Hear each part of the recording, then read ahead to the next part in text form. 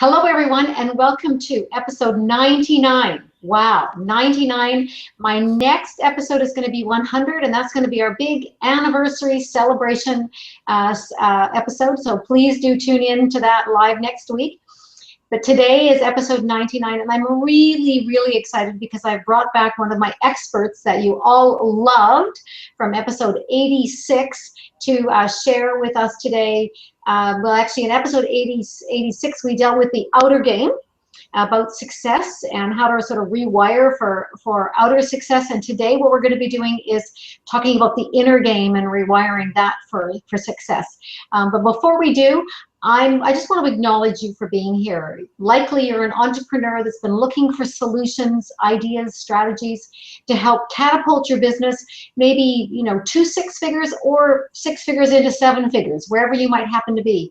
Because all the strategies that we talk about and the Hangout with Coach Kerry episodes can help you get there if you start implementing them. So I'm really excited today because this episode is going to help you. If you do this and nothing else, you are going to have just a huge leap in your business. So today, the title of our episode is How to Reframe Life's Challenges, and who doesn't have those, in minutes, that fast, versus months when you're mentally or emotionally hijacked by negative situations. And so today I have expert Heather Ramsey with me today. Again, as I said, I'm really excited because Heather, well, first of all, we're going to share with you where she's dialing in from today, and hopefully all of you will be inspired. But Heather, not only does she run a number of strategic partnerships, but she also runs 2 companies. One of them is ReWired WorldWide and the Stock Executive. And she's highly successful, highly sought after speaker, trainer. She works with clients that want to catapult their business to the next level. And when she's not getting great returns for her investor clients at the Stock Executive, she's actually helping people just like you as well with her company ReWired WorldWide. So Heather, welcome to this episode. Thank you. It's a thrill to be here. 86, we had a ball in terms of showing entrepreneurs how to build a real track to win on, as you say, on the outer game of success, and how they can double, if not triple, their income, in 90 days versus a year. And you can do that. And yet, if you don't have what we call the inner game intact, you're going to have a lot lower sort of incremental versus exponential shot at doing that. So we really do what's called the dual approach to business, where we bring in a win in your outer game, then a win in your inner game, and a win in your outer game. So I was not only honored, but thrilled that you brought us back to really match the outer game win that we gave folks in episode 86 around, earning more in 90 days than in a year, but to bring in us in episode 99 for the inner game match to that, so that we can really feel like we've served your viewers really well. Yeah. So before we get into the meat of this, you have to take your laptop and show people the scene around there. We have to show off just a little bit, and hopefully this will inspire them to listen to the episode to the end, but also maybe go back and listen to 86 and all the other episodes that I've got as well. So show people where you are, Heather. Absolutely. And what if I might just say first, I am a native Torontonian, and right now it's about 20 below there. And I know on the West Coast, it's been rainy for months, it sounds like, from Kerry's standpoint. And I'm in neither of those places. If you go a plumb line due south, probably in between those 2 towns, you'll end up in the beautiful country of Costa Rica. And hopefully it's not too bright out that you can't actually see at least some of the beautiful greenery, let alone the Pacific Ocean, right outside our western door of Central America, Costa Rica. So this is where I am, not quote unquote on vacation, but living what I believe to be one of a collective dream of many entrepreneurs. And this is my first winter living the experiment of which I call a Southern office. And so people say, oh, have a good vacation. I said, well, thank you. But it's actually, I'm just migrating the office south. And I'm doing that this first winter for 5 weeks, the whole month of February and into March, ending with a leadership retreat in Cancun, and then via back to the fresh weather of Toronto. Yet I just wanted to share with you that what we're about to share with you right this minute has directly contributed to me living this life that I'm living now, directly contributed to me getting clear on what my dreams are and anchoring them in and having them a reality now versus never.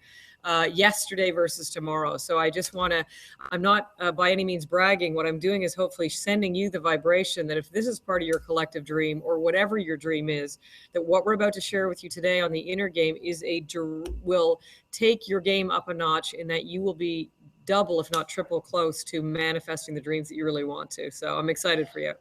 Yeah, and I'm excited to learn from you. So let's dive, right in here. Really, the question is it really possible to consistently reframe negative situations or emotions? Because we know they're going to happen. They're going to happen on a daily basis, and how we can do that in that statement that we made, do it in minutes versus months. So, because I know people who hang on to things for years. I used to, for one. Two, the short answer is yes, absolutely. I and our rewired clients do that regularly, daily. It's not that I, quote unquote, don't get hijacked anymore, or don't have a down day, or don't have a down moment or an emotion. That's the rainbow or the repertoire of human existence and human nature. But the key is that I no longer hold on to it for hours or days or weeks or months or years. And we've actually researched and studied and measured people and asked them what percentage, and this would be an interesting question as you're hopefully taking notes, everyone, to ask yourself or map out, okay, what percentage of when I get mentally or emotionally hijacked, what percentage do I reframe in minutes? What percentage do I reframe in hours, weeks, months, and years? And those percentages should add up to 100. And what we found is the majority of people are in the weeks to months to years category. On the majority, yes, you might slough off a few things in minutes or hours, but the majority, 60 to 70% of people are holding on to 60% of the unnecessary baggage for an extended period of time, and it can be extremely detrimental to the impact in your life and in your business. So just imagine, and I'll sort of give you a question. Ask yourself, what percentage of your day is spent on an average day spent in negativity? The average, and actually I'd love to ask you that question, Kerry. So, and you're probably got a much lower average than most, because you've done your homework. But actually, I'll ask you for this way. Any guesses what percentage of the average human on an average day, their thoughts are negative or unsupported versus positive? That's really interesting. But what I would say is probably 50%. I wish. So that might be more in the category that you're in, but the average human, average day, spends 70% of their time in negative or unsupportive thinking or emotions. So it doesn't have to be emotional, even if you don't think you're very an emotional person. It can be negative thoughts. So let me give you a quick example. Like, for instance, you might have a quote unquote positive thought of, hey, I'm going on a trip to Hawaii, for example. But then you have this tumble, almost uncontrollable tumble of negative thoughts, as in, where am I going to stay? How much is going to cost? Who am I going to go with? How am I going to get there? Is the weather going to be okay? Are they going to damage my baggage? Whatever. And it's this tumble, this unedited inner dialogue of negativity that's actually subconsciously running the show most of the time.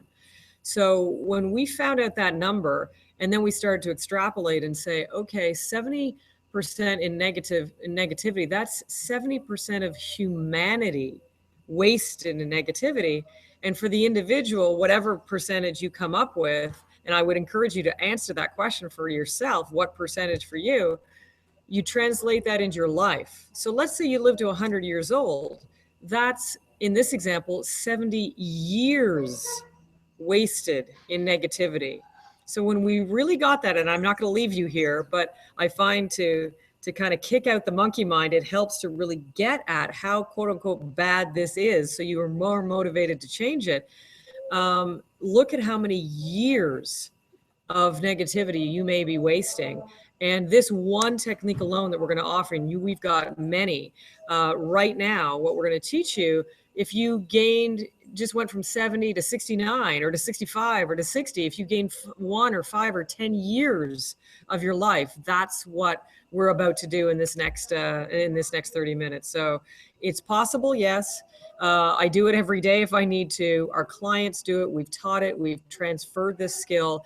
I think of one of our clients, an event producer, and she was in the middle of an event, and we happened to be one of the workshops, and she dropped into our workshop, and we taught the technique, this feel-good dial technique we're just about to share now, and she went from anxious and stressed to grateful in 30 seconds. Wow. So that's just one of the many. So yes, is the short answer.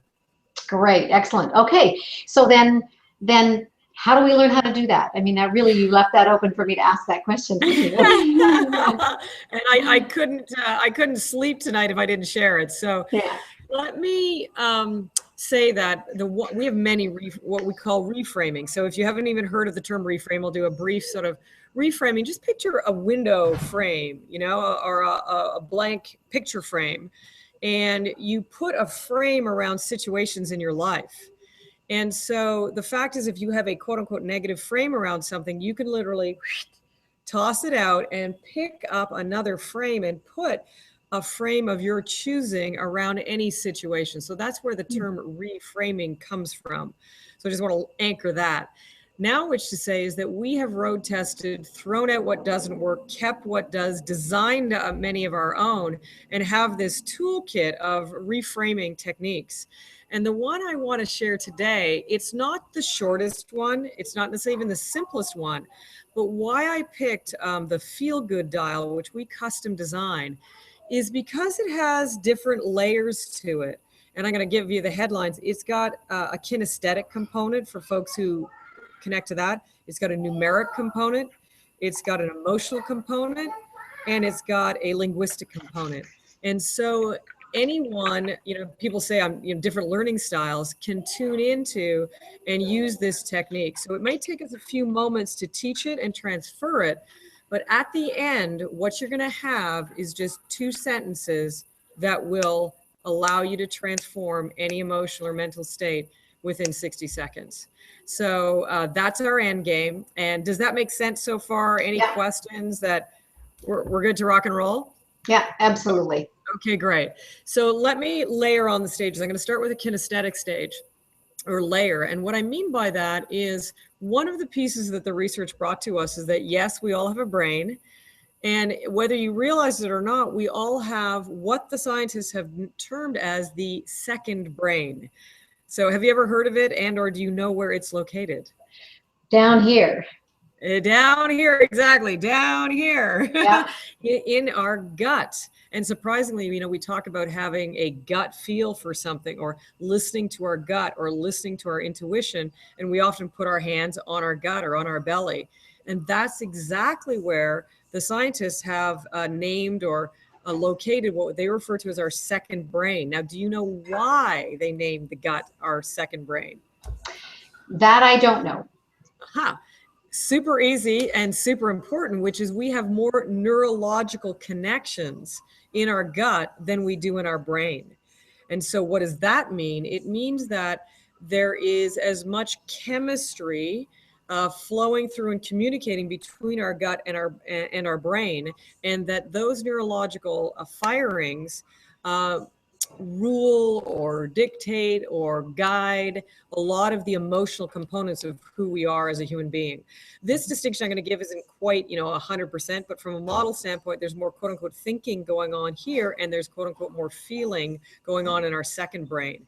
And so because we are so run by our emotions, both consciously and subconsciously, wouldn't it be nice, as opposed to being run by them, if we could actually, find the steering wheel, somebody give us the steering wheel and actually put our hands on the steering wheel of our emotions. Right.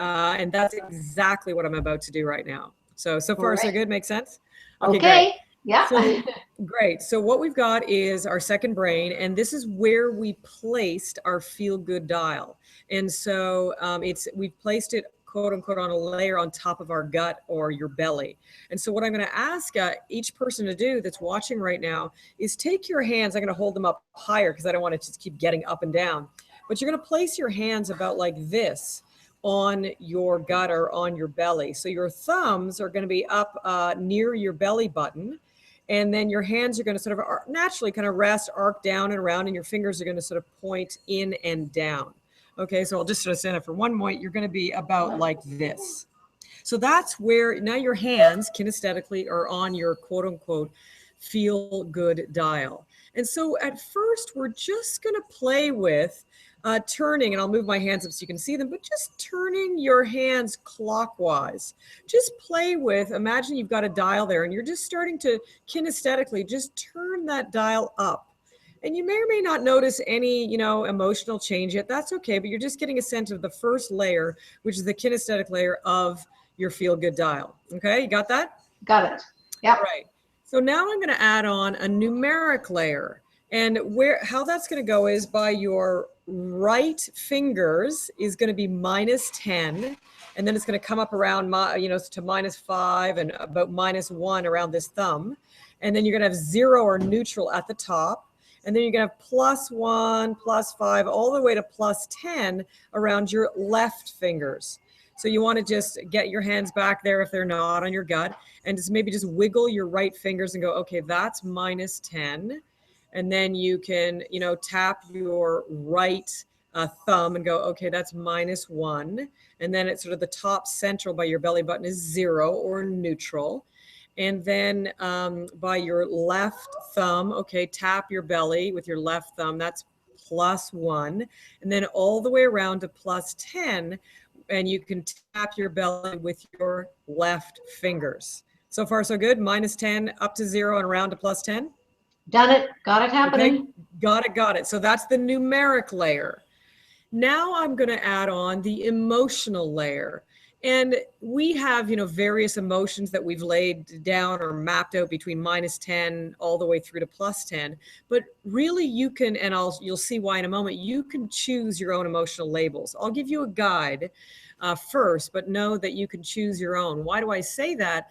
Because we've documented over 6,000 emotions. So, one person might relate to anger, somebody else might, relate to rage. Somebody might relate to love. Somebody else might relate to bliss. So the labels are secondary. It's the emotional vibration that you tend to relate to, which is primary. So what we've got, for example, and you can tap again your right fingers at -10, you might have, for instance, depression there. And then as you come around to less negative numbers, you might get into fear or anger, and then it might come up to worry, and then it might just come up in the -1s or 2s, more like into boredom. If you sort of get that range, then 0 again is neutral, and then +1 might be like interest, and then you get into curiosity. And then you might get into compassion or love or bliss or ecstasy around +10. So that's to get you a sense of the emotional layer. So we've laid on 3 different things. The kinesthetic, or you come back to me. What are the 3 layers that we've put down so far? Kinesthetic, numeric, and emotional. Exactly. Got it. And so now what we're going to do, so now we've sort of laid the foundation for the feel good dial, where it is and the various layers of it. Now we're going to very quickly get into, okay, how can I change an emotional state in minutes versus months? So what I'm going to ask each of you to do who's watching now is pick one emotional state that doesn't serve you, that is more on the negative side or unsupportive, that you tend to kind of bump into or you tend to get quite a bit of. It could be anger, could be fear, it could be, being judgmental, whatever. So I want each of you, and you can write it down if you wish. We're going to call this your quote unquote 1-star emotion. And in a moment, we're going to pick a more supportive one, and we're going to refer to that as your 2-star emotion. So so write down your 1-star emotion. So an emotion that you tend to experience on a regular basis that's unsupportive, okay? And then what I'm going to invite you to do is to select, quote unquote, what we call a 2-star emotion, an emotion that's on the positive side of the feel-good dial, but it doesn't have to be, ratcheted all the way around to +10. We tend to want to like go for it all in the first round. Just like we refer to sweet spot goals, there's a sweet spot amount you want to turn your feel-good dial. So if you're in like full out rage, you might just be able to get to maybe even only, if you're at -7 or 8, you may only be able to get to actually -1, just boredom. Or neutral is very interesting, neutral to 0. Or you might just be able to get to +1, like interest or curiosity. You don't have to go to full-blown compassion or love or joy or excitement right off the bat. So you want to turn up your feel-good dial to a sweet spot amount. Does that make sense? Yep, okay, got it. Cool. Yep. So just for demonstration's sake, if you would be game, Kerry, if you can share, pick one emotion, your 1-star emotion, an emotion that you tend to experience, semi-regularly that's not very supportive for you. Well, the one that came up for me is, there's some days when I just feel a bit apathetic. Apathetic, so like a lethargic, sort of not really into it, kind of an uninspired. Yeah, so uninspired might be a better word that people might relate to. So uninspired, and I would rate that at about a -2. A -2, got it. And I get it too, especially for those of us who are about inspiring the rest of the world. People think we're up all the time, and it's a matter of we're going for goals all the time. And sometimes it's like, what? I just don't want to go for nothing right now. And that's okay. And let me just say for a moment that there's no, quote unquote, any emotion is okay. Yet at the same time, if it's lingering on longer than you wanted, or if it's getting in the way of your inspiration, like you're wanting to sit down and write a book and you're feeling apathetic, or working with a client, if it's getting in your way, then you want to apply the feel-good dial. Great. So what 2-star emotion feels like a sweet spot amount of leap, like big enough of a turn to excite you, but small enough for you to believe you can do it. So big enough to excite you, small enough to believe you can do it. Well, I would say inspired. Really the opposite to that, because really on a day when I'm inspired, so that's not ecstatic, that's not really pumped up, but feeling inspired and motivated, I think would be a 2-star on the positive side. Perfect. Love it. So do you want me on the 1-star, do you want to use the word apathetic or uninspired? I'm unattached. What feels like resonant for you in terms of the vibration? Let's say uninspired. Okay, perfect. So we're going from uninspired to inspired. Yeah. And for those who are watching, you want to pick your 1-star and 2-star, whatever that is, from anger to interest, from fear to curiosity or excitement, whatever your 1- and 2-star emotions are. Wonderful. So now we're down to the short strokes, and we're down to exactly what I promised, which is I'm going to summarize this whole thing in 2 sentences. And yes, you can write them down. And in fact, I would encourage you to write them down. And I'm going to give you a moment to write them down so that when we practice it, you can relax and just relax into it. So here's your 2 sentences. And there's some play with how you phrase them. But this is what we spent, like months distilling down into to get to this challenge of, if we've got a range of 6,000 possible emotions, and there's 7 billion people on the planet, and there's an infinite amount of challenging situations, is it possible to design one tool that can change any human being's emotional state within minutes? And we said yes, and we went after it. So here it is. So the phraseology goes, even though, and you can put this in the present or past tense, and I'll tell you how to do it. Even though I may be experiencing some I may be feeling uninspired. That's one way to put it. Or even though I may have been feeling uninspired, or even though I may have been feeling a little uninspired. I gave you 3 forms of it. Any one works, and you'll notice that each one decharges the negative emotion even more. The first was in the present tense, the second was in the past tense, and the third was in the past tense and reducing the amount of it. So just quick recap again, even though I may, and I didn't say I am, you can say I am, but you can also say I may be feeling feeling uninspired, even though I may have been feeling uninspired, even though I may have been feeling a little uninspired. So those are your 3 options. Any one of them works. That's the first phrase. And the second phrase is, if I were to be feeling more inspired, what would I be inspired about? So you fill in the 2-star emotion twice in the second phrase. So even if I were feeling more 2-star emotion, inspired, what would I be feeling more 2-star emotion about? What would I be feeling more inspired about? That's it in terms of the linguistics. Now, the key final piece of the technique, and we're going to practice it here in a moment, is that you answer the question, not just once, not just twice, not just 3 times. You keep answering the second question until you feel an emotional tip of the seesaw in your favor, until you, as Tony Robbins would say, change your state, your emotional state. People who are in control of themselves are able to change their state. And here's a great way to do it. So I would love, if you're game, Kerry, for you to demo this. And so how it would go is, okay, and I'll give it to you and then you can feed it back. Even though I may be feeling a little uninspired or just uninspired, if I were, and it's a sincere question, it's not just like some thing to please Heather or something, it's like a sincere question. Of yourself, if I were to feel like that curiosity tone, if I were to feel more inspired, what would I feel inspired about? And you just keep, well, I'd be inspired about da-da-da-da. I'd be inspired about da-da-da-da. Make sense? Yep.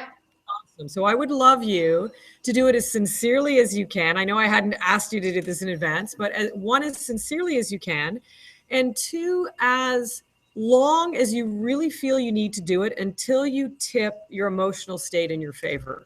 Make sense? Yeah, and a question, do I need to have my hands in that position? Love it. Great question. So back to the layers, some people, once they learn the feel good dial, because you can't necessarily do this, like say if you're in a boardroom meeting, right? It's like, what are you doing, Kerry? And so I've got clients who literally, hands underneath the boardroom table, people don't even know they're doing it. They're literally just lightly, gently turning up their feel-good dial kinesthetically, silently, in the middle of, like, maybe you're getting hammered on something, and you almost are getting mentally or emotionally hijacked, and you can do this just kinesthetically for one. So great question. And you can do it silently, and you can do it anytime. And you can even do it once you get good at it, quote unquote, energetically, i.e. your hands free. Look, Ma, no hands, where I could literally think about, even if I were, what would I be excited about? And I can feel myself turning up my feel good dial energetically, hands off. So you can do it hands on, you can do it hands off, and you can do it linguistically, which we're just about to do. Does that all make sense? Yep. Okay. Great question. Okay. So if you're game, do you need a refresher on the phrase, or you're good? Well, why don't I try it and see? And you can always correct me if I've missed it. So, yeah, as well. So if I have been feeling uninspired, if I were to feel inspired, what would I be inspired about? Yeah, exactly. I'd be inspired about creating a great signature talk. I'd be inspired about inspiring a room full of people. I'd be inspired about giving them content that makes them feel inspired. I would give them I would feel inspired. I would be inspiring It would be about creating programs that people love and get lots of results for. I'd be inspired about creating programs that are transformational for people. I'd be inspired about the opportunity to be able to work with people in gorgeous locations like Costa Rica. Now we're talking. I'd be inspired about, working with people all over the world. So not limited geographically. It's pretty good. How did I do? Yeah, great. You tell me. You tell me. You're the judge, because this is, do you notice any tipping of your emotional seesaw in your favor?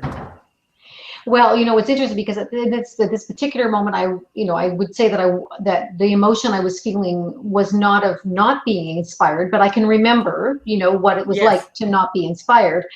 And what I noticed was, even when I referenced that and then what would I be inspired about, and I started to make this list of things, I have this sort of tingling going on and thinking, yeah, I'm kind of juiced. This is exciting. I want to get at it. Yeah, that's right. So it's not, and I love your question, how did I do? But it isn't a logical answer. It's your body in the tingling gave you the answer. The bigger smile on your face gave you the answer. The kind of contagiousness that you started to describe near the end is your answer. And I loved, and maybe some of your viewers noticed, there was times where you kind of paused, and it's not like you necessarily are, all the ideas are tumbling out at once. You might be stuck, especially if you're stuck in an emotion. You may be, I'm angry. I don't feel, curious or inspired or loving or compassionate about anything. And so it might take you a little while to, one, prime the pump, to shake off the monkey mind, its grip on wanting to be, say, angry or uninspired, whatever your old state was, your old one-star emotion.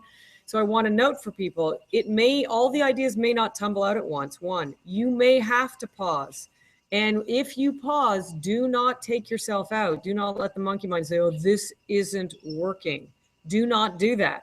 Okay, step away from the monkey mind, as we call it, and realize, if I went at it another 30 seconds, would my life be worth it? Would it be better to invest another 30 seconds to actually shift this seesaw in my favor? So it may not all tumble out at once. You may have pauses, which I noticed even subtly with Kerry. And then when you sort of pass that hump, you may start to find that the ideas come more naturally.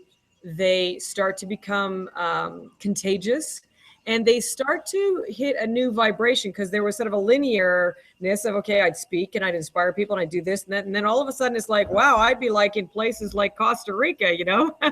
And it started to shift the vibration of how you were feeling. And if you've studied any of Abraham Hicks, it is about that emotional vibration that actually it's not just a quote unquote touchy-feely game. Literally, the tingles in your body will have your mind think more clearly, will have you attract things faster and higher on your radar screen, will have prospects want to be around you and turn to clients. This is directly related. So don't be misled. This is directly related to your success on the outer game and your happiness on the inner game. So great. And the key is keep going 30 seconds, 60 seconds, 90, 120 seconds until you feel the emotional seesaw has been tipped in your favor. And then if you want, you don't have to run back to your work, but actually sort of a PS on this is to then expand the vibration. Just become aware of, wow, this feels a lot better. And you may want to end with a declarative, some declarations of gratitude. I'm committed to feeling as good as I possibly can. I'm so grateful for this technique to feel better in minutes versus months. I'm committed to using this whenever I don't feel as good as I possibly can. Thank you, thank you, thank you. And you can play the recording back and write down those declarations, because they're not by chance that they're tumbling out of my mouth, and it's not by chance that I'm rewired. It's hard, heavy lifting.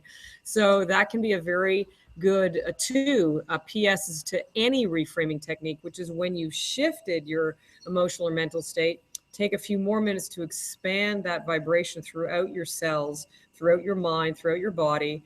One, and two, do any declarative affirmations of commitment to this and or gratitude for it. So in the full 30-day feel-good system under Rewired for Happiness, we talk about a warm-up, a main part, and a finale of any reframing workout. So those expanding the vibration and the declaration of gratitude is the sort of finale of the reframing workout. So that was more than I planned on sharing, but I just wanted to make sure people really got the mileage out of the technique and out of the whole world of reframing in minutes versus months. Yeah. Wow, excellent. Thank you so much, Heather. I mean, I personally experienced that, so I know. And the other thing I would say is that for the people who've been watching this, I'm a really practical person, and I would say when you've got that energy shift and you've done that declaration, then go and take an action. So start some momentum going in that direction. Rather than just saying, okay, I feel good. Now you've got to go and do so. Like, let's do some things that are actually going to move that momentum forward. Because let's face it, when you're feeling and you're energetically sending out those positive vibrations, you're going to be attracting a whole lot more towards you as well at the same time. So any action you take is going to get even better results than it would before. So that's great. Absolutely. Thank you. Yeah, thank you so much. You're welcome. Yes, Kerry's absolutely right. You'll anchor it in more. And then what happens is you become the person that is acting at a higher vibration, and those actions attract more of the same and higher. You can't manifest something new or higher from an old place. You have to change your state first and become the person that manifests that higher results, whether it's, double or triple your income, whatever it is. You need to become that person first. And so part of your, emotional shift might be, I want to shift from, failure to success, or, kind of worried about money to feeling abundant and prosperous. Could be a great one to do. And then go out and call your next prospect and convert them into your next client. So absolutely anchoring it in action has you become the person that is the one that generates the new higher results that you want to have. So right on. Fabulous. So Heather, if we've piqued people's interest in this because, we promised them that we worked on the outer game before, now it's the inner game. And I believe very strong that the two have to go hand in hand. All of the actions with the wrong vibration are going to get you they're going to get you results that aren't what you're expecting. How would people find out more from you? Like where can they get a hold of you and get more? I know you've got some stuff online, so please share that with our audience today. Yeah, absolutely. And we keep asking, what's the most valuable, fastest results pieces that we can give? So what we did was we built the entire Rewired for Happiness system, recognize what takes you out, build your reframing abilities to shift in minutes versus months, then to restore proactively and link that all to your results. So that is available. But what I want to give people first is we created a mini slice of that, just a 4-move, very simple slice where we teach you a bit about each one of those 4 moves in the system. And I want people to start there and access that gratis, access it today, and get wins today. And so where they go is www.how, then the number 2, feelgood.com. So that's how to feelgood.com. And you can both immediately access what we call the instant relief roadmap. It's a slice of the 30-day breakthrough system. As well as when they access that, they can also write to me and ask me any direct questions, and I can give them immediate feedback on the challenges that may be getting in the way for them, and to be able to clear those blocks permanently forever. And so both immediate results from the Instant Relief Roadmap and immediate access to us when they access the Instant Relief Roadmap. So double wins immediately, today, and forever. Great. Excellent. Well, thank you. And your generosity always is there, and I really appreciate that. And so it's a great gift to all the audience here. So just remind everybody, you got to go grab it in order for it to do that work. And then remember also, if you go to my website, hangoutwithcoachkerry.com, you can download my free ebook there, How to Get Overwhelmed and Accelerate Your Results Now. And so that combination together, well, you're going to have a great 2016, no question about it, or whatever year you happen to be listening to this recording. Exactly. So Heather, yeah. I know we're closing off, and in fact, the sun right here in Costa Rica is closing off. So maybe I'll just turn the screen and see if we can catch the sunset together. Sure, let's just see if we let's can. just see. Let me know if it comes in. I know it's going to change the lighting for a moment. Let me see. Yeah, we can see. I can see the sun and the clouds on the horizon. And can you see the big orange ball?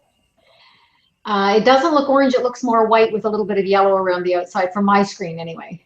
Okay. But it's starting to get orange now. I can see it now. Yep. Wow. And it is literally setting as we speak. So for everyone watching, may the sun set on you well today, and may it rise again even more powerfully and bright, because we only got one shot at this life. So enjoy the going, enjoy every day. We're here to feel as good as we can and to contribute as best we can. So enjoy the going, and appreciate being with you, Kerry. And my pleasure, Heather. I hope to see you personally face to face soon. So thank you, and enjoy the rest of your winter office. Yeah, my southern office. Yeah, your southern office. Thank you again. All the best, everybody. Yeah, bye-bye. It's a pleasure, and greetings to all of you. Cheers. Yeah, and just remember, everybody, next episode is episode 100, so please show up. There's going to be lots of freebies on it for those people who are on live. So please do show up March 7th, 9 a.m. Pacific. Talk to you soon, everybody. Bye-bye. Pop the champagne.